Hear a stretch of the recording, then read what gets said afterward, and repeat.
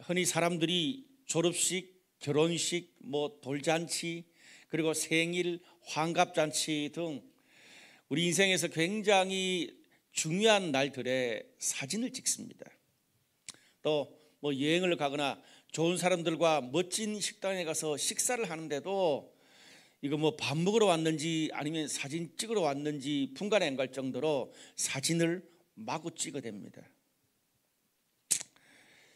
왜 그렇게 사람들이 사진이나 기록으로 남기려 그럴까요?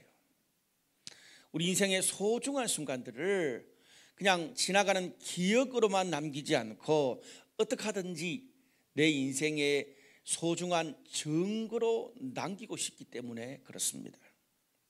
그래서 그때 찍은 사진, 그때 기록한 그것들을 틈나는 대로 꺼내보면서 그 소중한 추억들을 떠올리고 흐뭇해하고 또 주변에 있는 사람들과 나누기도 합니다.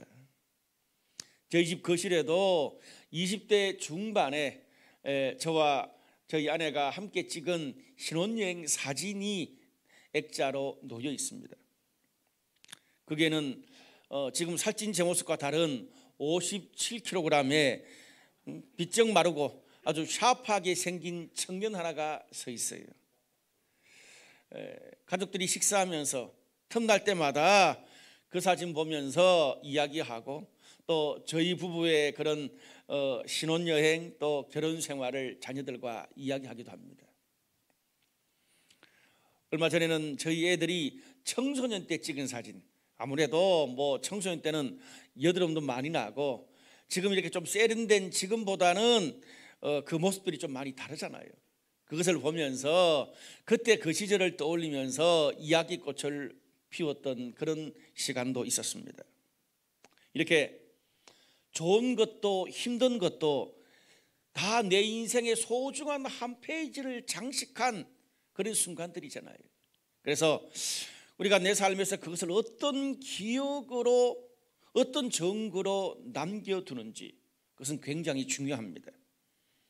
지금 좀 힘들지 모르겠지만 훗날 시간이 지나고 그런 힘들었던 것들을 다 극복하고 나면 내 삶의 고통마저도 내 인생을 불태우게 했던 장미꽃 한 송이였다는 것을 알게 될 때가 있습니다. 지금 우리가 살아가는 이 시간들을 보면요, 우리는 내 삶에서 한 번도 겪어보지 못했던 팬데믹 시대의 한중간을 지금 지나고 있습니다. 그리고 우크라이나에서는 전쟁이 있죠. 조국을 짓밟는 그런 적들을 향해서 우크라이나 국민들의 눈물과 그 조국을 향한 현신의 감동적인 스토리를 함께 보고 있습니다. 그리고 이번 주에는 드디어 그렇게 기다렸던 다음번 차기 대통령 선거가 있고 그 대통령이 확정되는 그런 주입니다. 내가 지지했던 또 내가 지지하지 않았던 상관없이 선거가 끝나면 새로운 대통령 당선자를 중심으로 서로 나눠졌던 온 국민의 여론이 하나로 모아졌으면 좋겠다, 그런 기대가 있습니다. 이렇게 지금 우리가 살아가고 견뎌내는 이 모든 시간들을요, 단순히 좋고 싫다, 나쁘다, 성공했다, 실패했다, 이런 이분법적으로 보지 말고 내 신앙과 삶에 두고두고 꺼내볼 수 있는 신앙의 멋진 사진이 되고 우리 삶의 영적 기념비가 될 수 있는 그런 시간들이 되시기를 주님의 이름으로 축복합니다.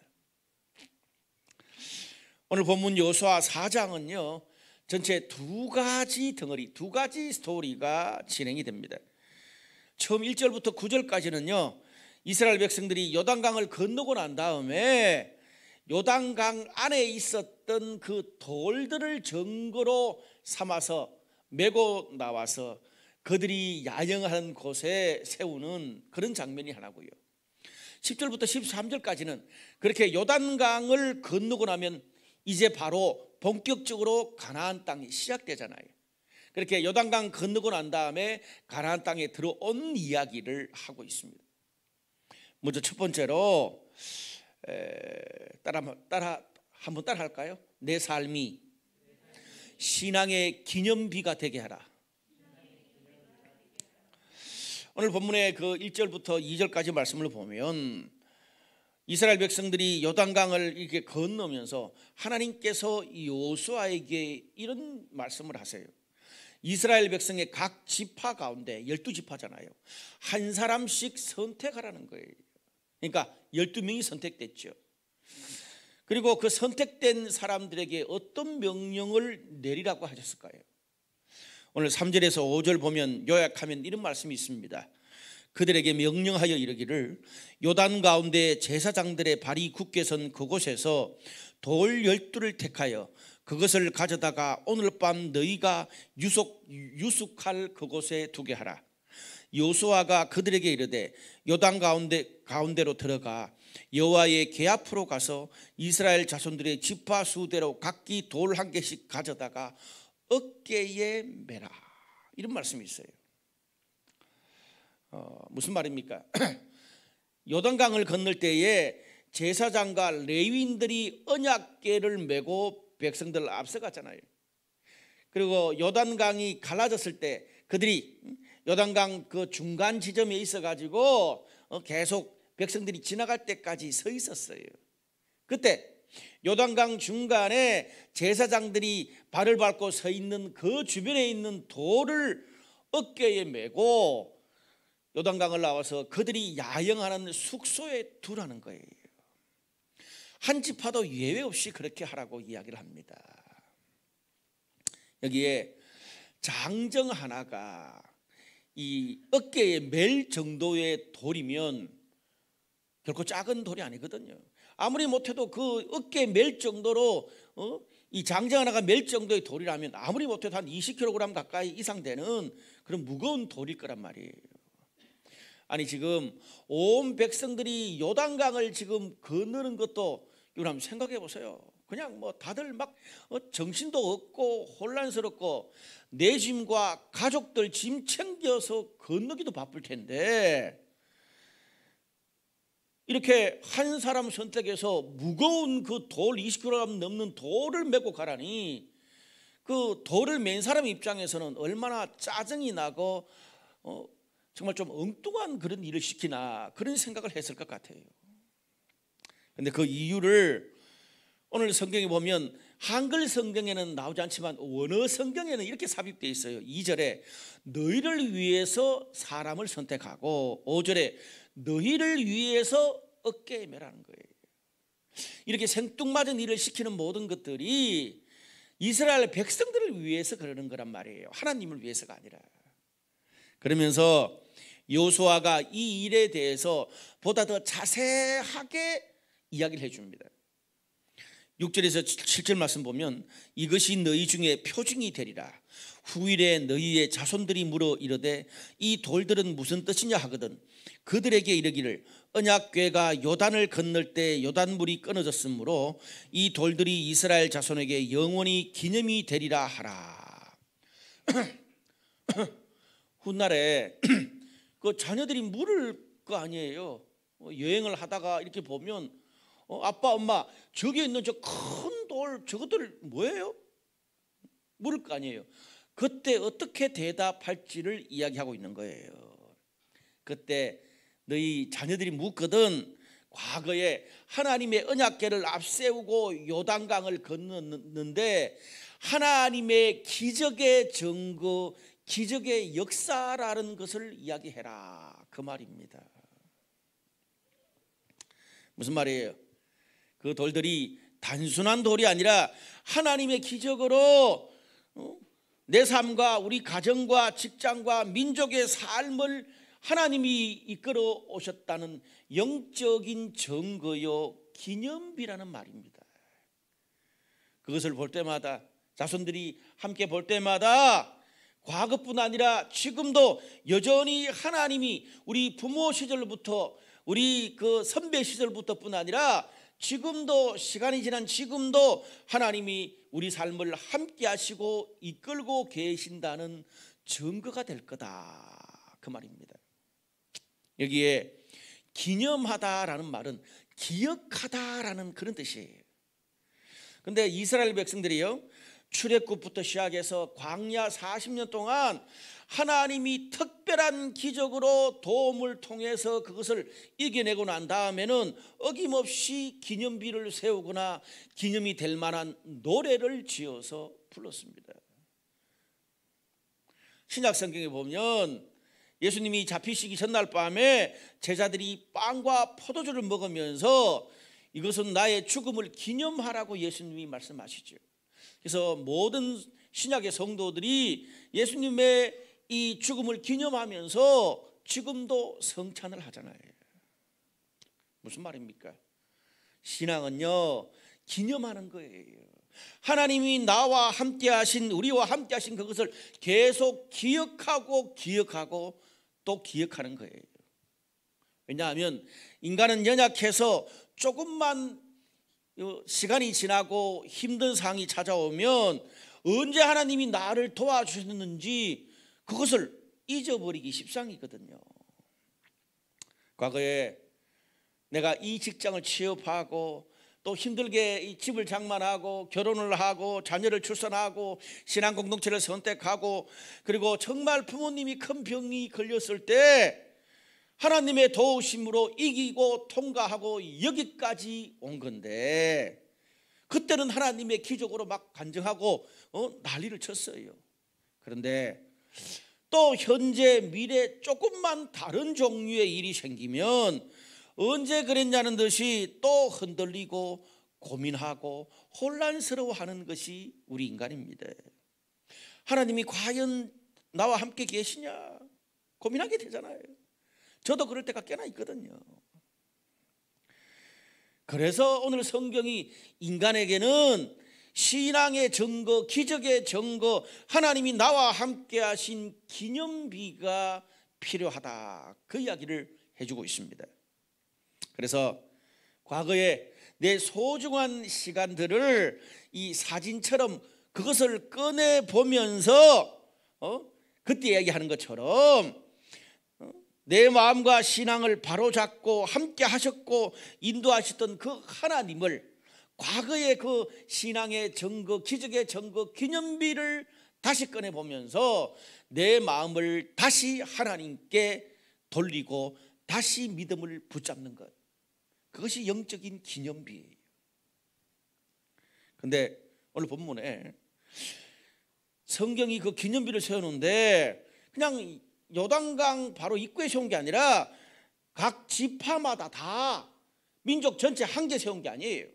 각 지파마다 다 한 사람씩 어깨에 메고 그 12개 그 지파들이 있는 텐트 치고 자는 거기다가 두라는 거예요.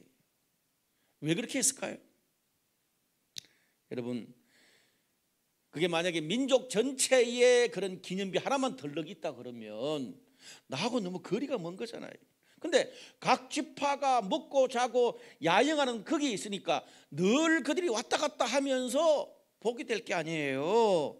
이렇게 되니까 요단강을 건넌 정말 놀라운 하나님의 기적이 지도자 여호수아나 언약궤를 메고 앞장서 갔던 특별한 제사장들 그룹만의 일이 아닌 거예요.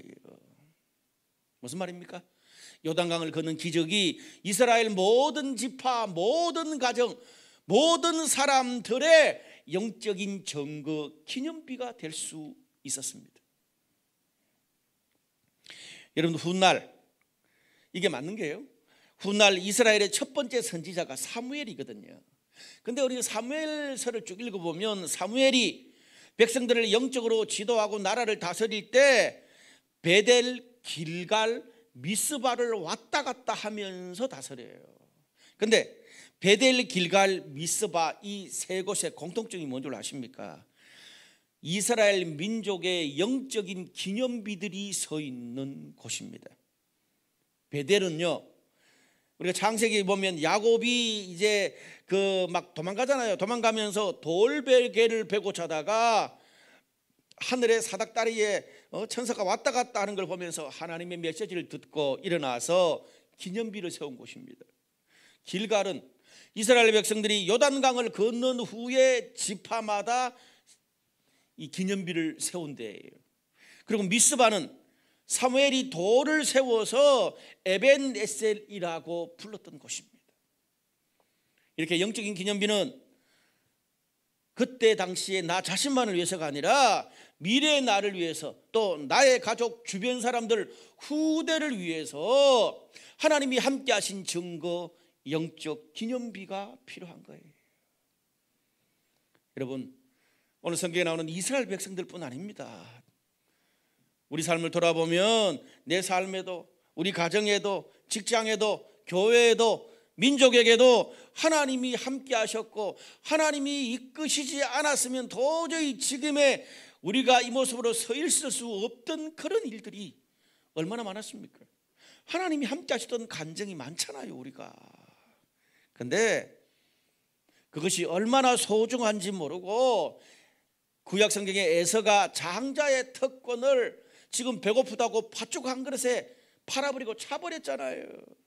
그렇게 하나님이 우리에게 역사하셨던 그 소중한 일들을 금방 잊어버리거나 가볍게 여기지 말라는 거예요.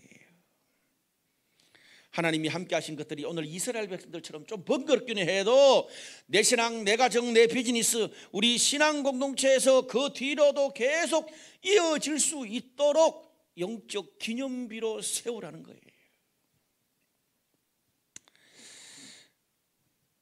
제가 며칠 전에 젊은 목사님들 한 그룹을 만난 적이 있어요. 저는 그분들을 처음 보는데 그분들은 저를 좀 안다는 거예요. 그러면서 이렇게 이야기를 해요. 목사님, 목사님이 12년 전에 홍대 거리에 술집을 뜯어서 새로운 스타일의 교회를 한 것에 관심도 많고 너무 잘 알고 있습니다.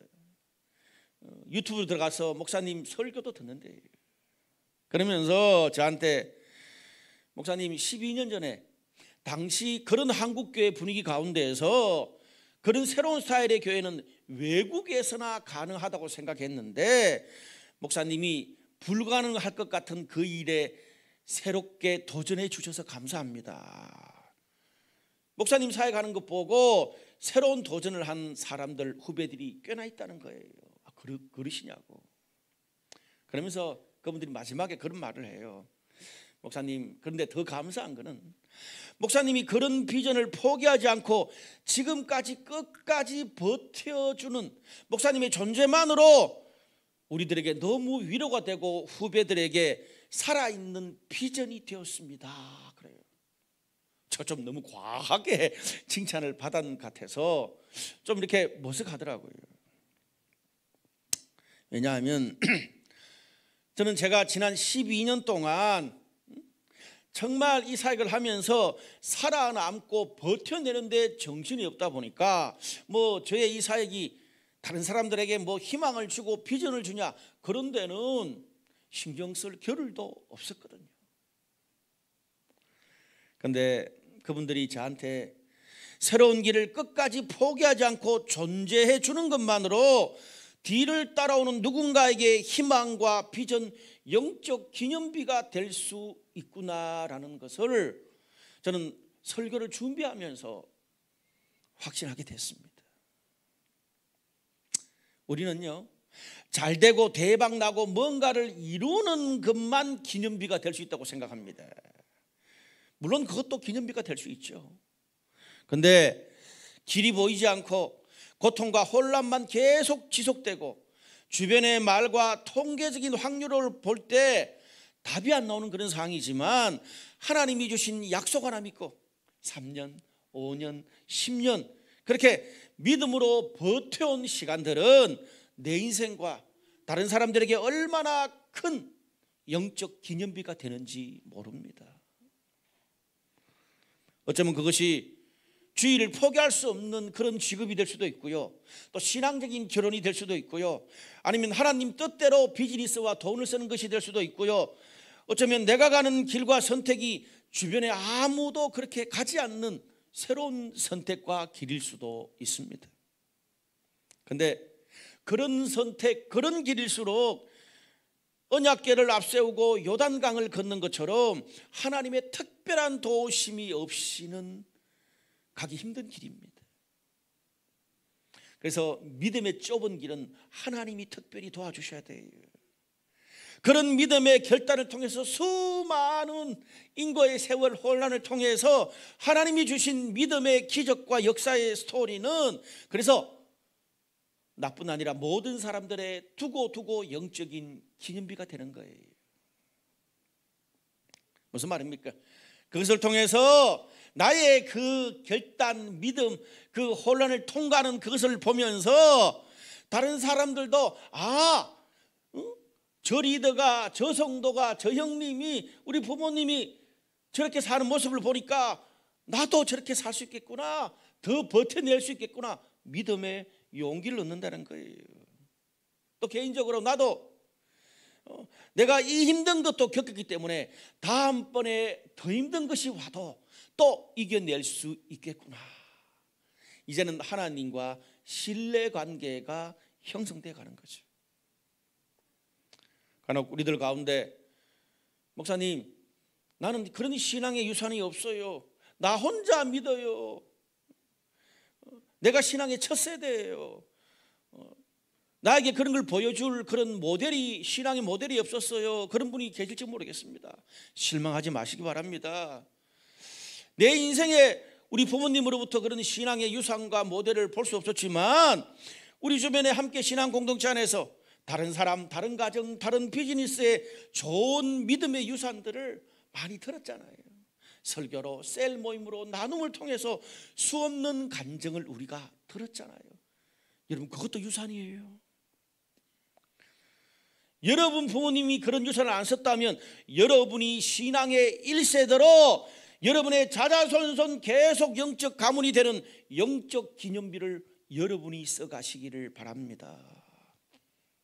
모델이 없어서 어려운 것도 있지만 오히려 간섭하지 않기 때문에 내가 결단하면 할 수 있는 거잖아요. 더 쉬울 수도 있어요.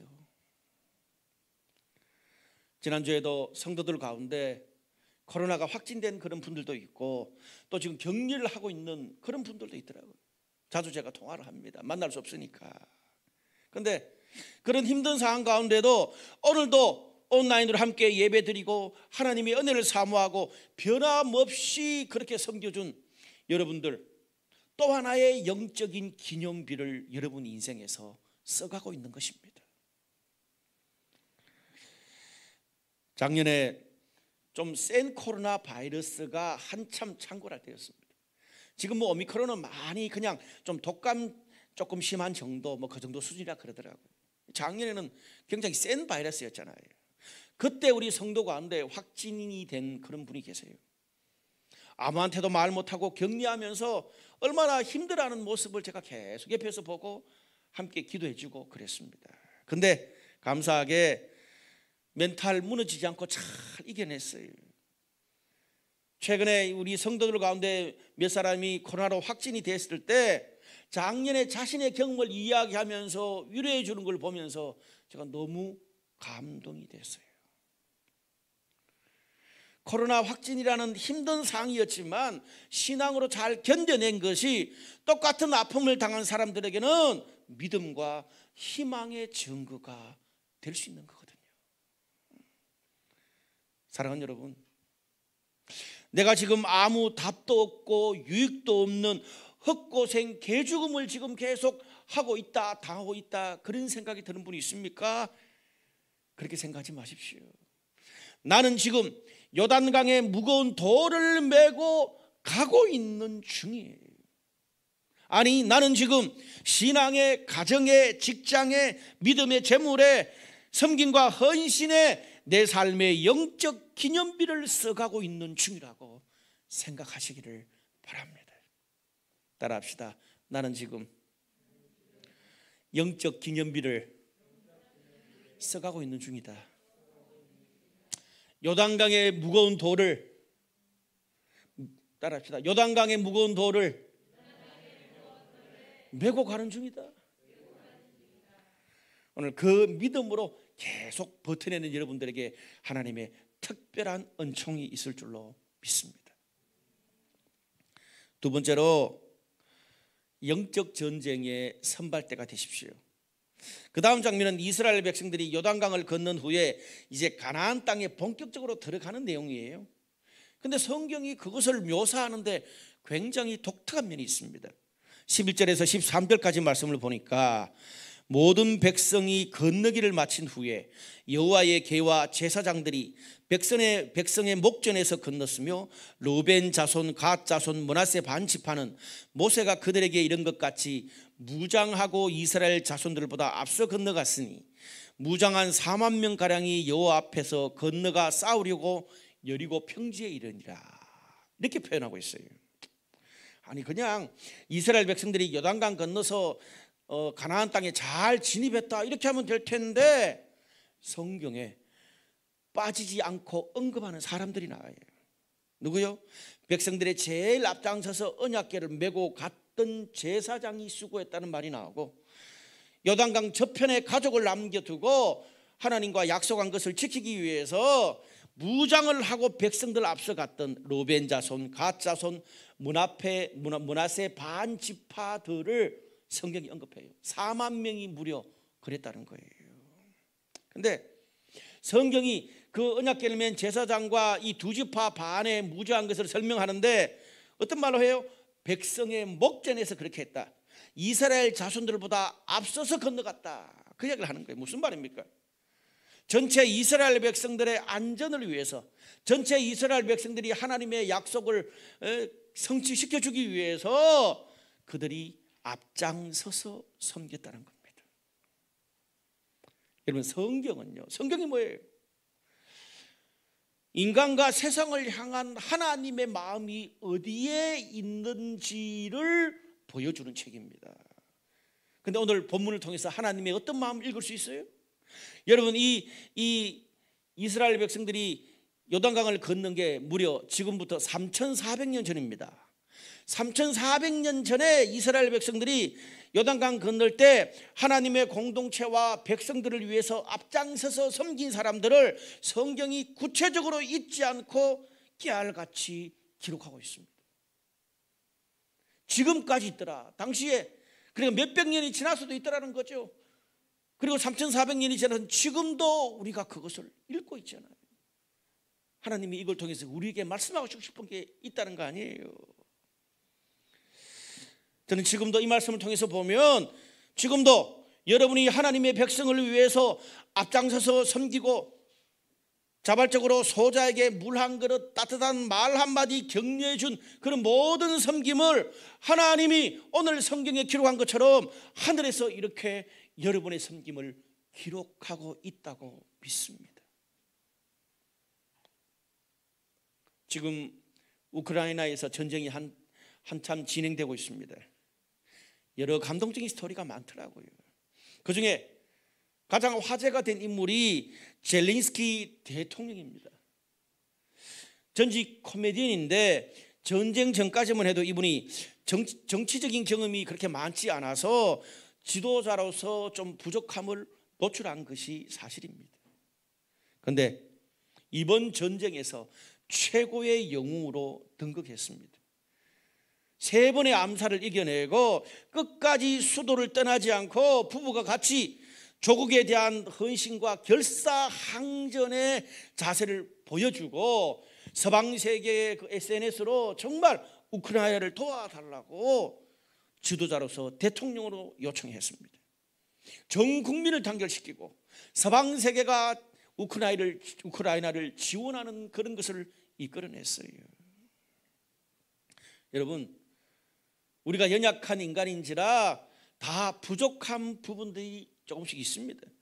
그런데 다른 사람, 공동체, 하나님의 백성을 위해서 앞장서서 섬기다 보면 신기하게 나의 부족한 부분은 가려지고요, 오히려 나의 강점, 은사, 다른 사람과 공동체를 향한 열정들이 더 드러나고 하나님이 그것을 계속 쓰실 수 있습니다. 여러분, 우리 가정과 직장과 신앙 공동체, 나라든 할 것 없이 거기에 속한 사람들이 나름대로 편안하게 산다는 말은 누군가 앞장서서 헌신한 사람들이 꼭 있다는 말이에요.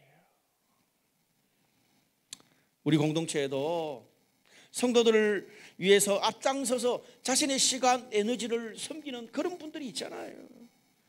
뭐 오늘 예배 중에도 송출, 음량, 자막팀, 찬양팀, 뭐 셀 리더들, 운영위원들 다 이렇게 섬겨주시는 게 너무나 감사해요. 오늘 그분들에게 오늘 이 본문의 말씀을 읽혀드리고 싶습니다. 특별히 올해부터 저희 교회는 새로운 시도를 시작하고 있습니다. 오늘 예배에서도 두 가지 새로운 시도를 여러분이 보게 될 겁니다. 2년간의 이 코로나 상황은요, 앞으로 우리 교회와 성도들의 신앙생활을 상상할 수 없을 정도로 변화시킬 거예요. 이제는요, 목회자들의 은사만으로 사역하는 시대는 지나갔습니다. 물론 예배, 훈련, 영적인 이런 뭐 성경을 가르치고 이런 사역들은 오프라인, 온라인으로 계속 진행하는 것들은 목회자들이 계속 할 거예요. 그것은 한국교회 목회자들이 다 열심히 하고 있는 겁니다. 저는 그걸 말하는 게 아니에요. 우리 성도들을 자세히 보면 그냥 교회 목회만 하는 우리 목회자들에게 찾아볼 수 없는 다양한 은사, 전문성, 커리어, 열정, 비전을 가진 분들이 꽤나 많습니다.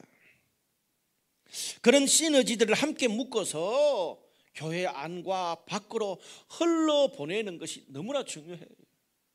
제가 지난주에도 그냥 이렇게 여러 가지 뭐 음향, 영상 그리고 여러 가지 이 플랫폼으로 비즈니스를 하면서 세상에 믿지 않는 사람들에게 복음을 전하는 것을 동시에 하는 친구를 만났는데 나중에 제가 한번 설교 때 한번 소개를 할게요. 저 너무 감동을 받았어요. 제가 그랬어요. 요즘 시기에 당신 목사 수십 명보다 당신이 더 많은 하나님의 복음을 전하고 있다고 제가 이야기를 했어요. 여러분, 그래서 저희는 작년 연말부터 여러 영역에서 조금씩 성도들에게 권한을, 사역의 권한을 위임해 오고 있습니다. 사실 일을 할 때는요, 그냥 사역자들이 직접 막 하고 시키고 성도들을 이렇게 동원하고 이게 더 쉬운 게 사실이에요. 근데 시간이 걸리지만 성도들이 자발적으로 자기 영역에서 할 수 있는 것들을 격려하고 개발하고 그 시행착오를 통해서 하나의 장으로, 사역으로, 비전으로 만들어주는 것이 중요하거든요. 에베소서 4장 16절에 이런 말씀이 있어요. 그에게서 온몸이 각 마디를 통하여 도움을 받음으로 연결되고 결합되어 각 지체의 분량대로 역사하여 그 몸을 자라게 하며 사랑 안에서 스스로 세우느니라. 오늘 여기에 성경에서 말하는 진정한 사역이 뭔지를 이야기해 주고 있어요. 목회자들이 뭐 자신들이 중심돼서 모든 걸 다 한다고 말하지 않습니다. 어떻게 해요?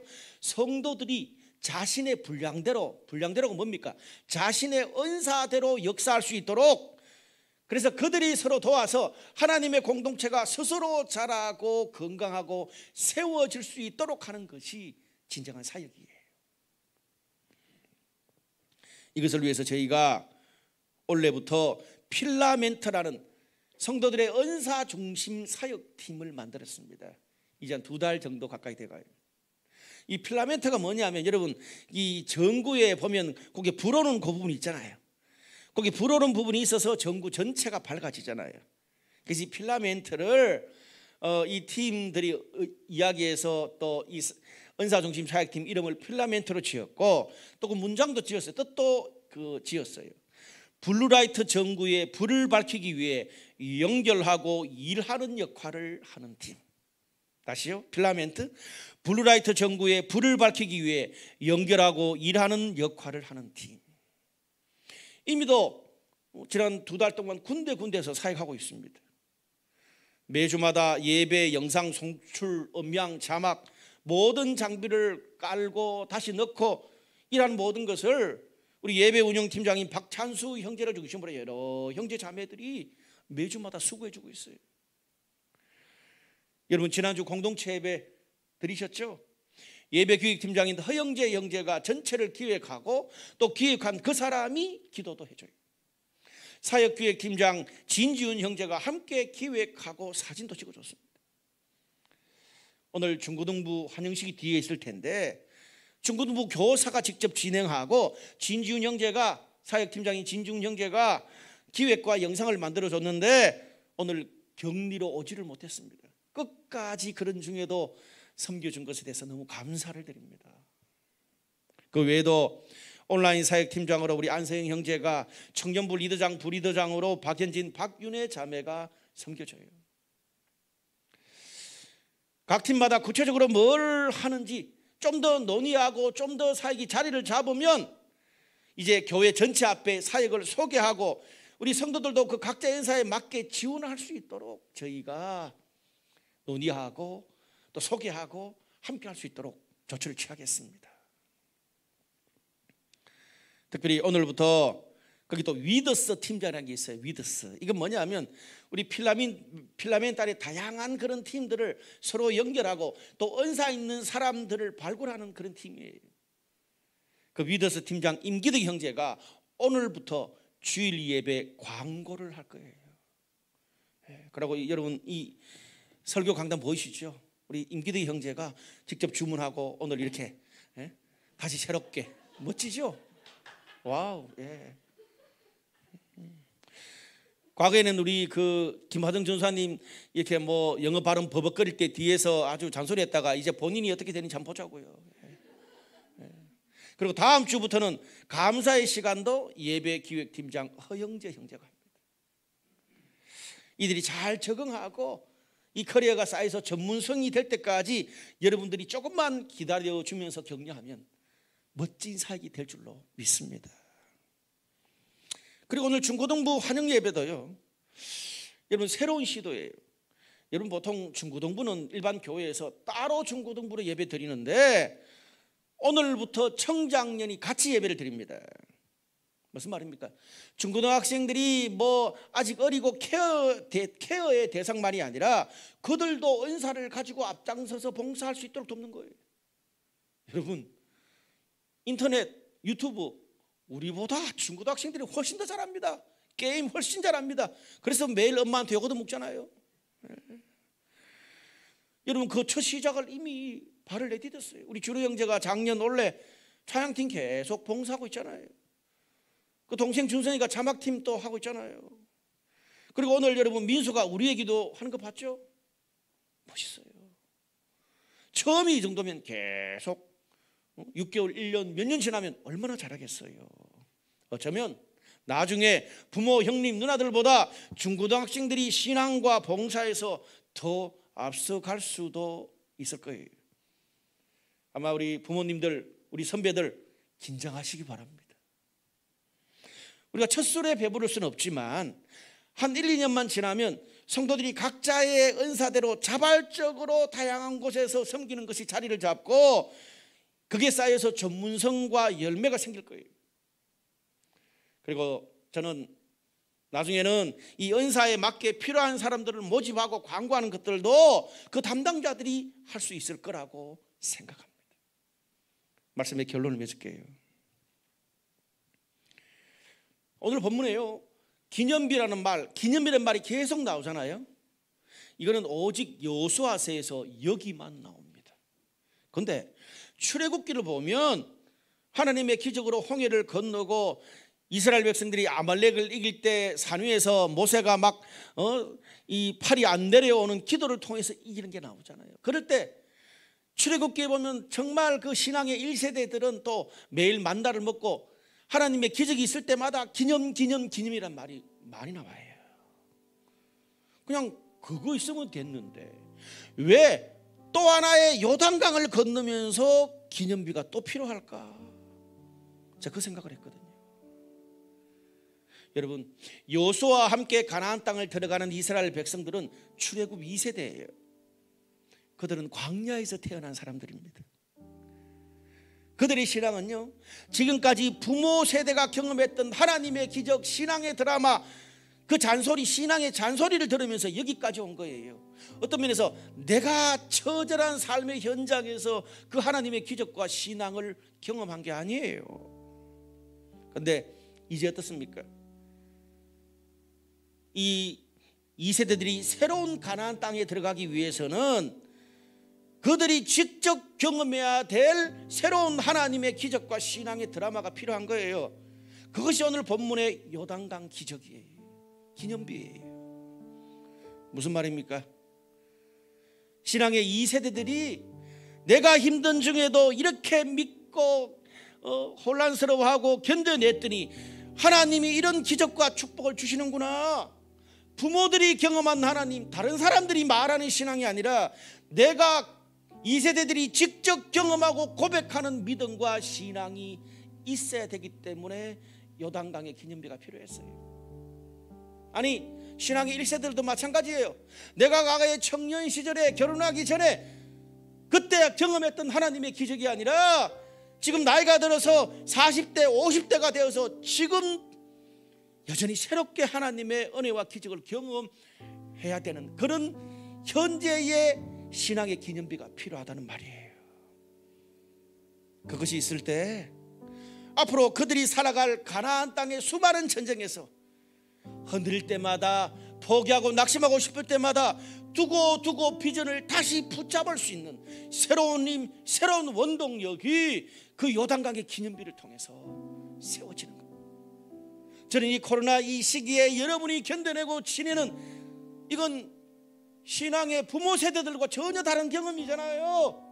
이 시기를 지나면서 여러분들만의 그런 새로운 하나님의 기적의 영적 기념비를 경험하고 세우는 그런 저와 여러분 우리 모두 되시기를 주님의 이름으로 축복합니다.